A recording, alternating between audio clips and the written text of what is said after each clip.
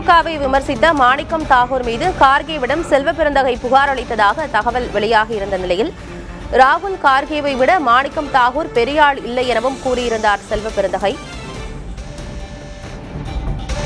தமிழக காங்கிரஸ் நிர்வாகிகள் பொதுவெளியில் பேசி வருவதை தான் கவனித்து வருவதாக கார்கே தன்னிடம் கூறியதாக செல்வ பெருந்தகை தெரிவித்திருந்தார். இந்நிலையில் அச்சமில்லை அச்சமில்லை அச்சம் என்பதில்லையே என பாரதியார் பாடல் வரியை குறிப்பிட்டு சமூக வலைதளத்தில் மாணிக்கம் தாகூர் எம்பி பதிவிட்டிருக்கிறார்.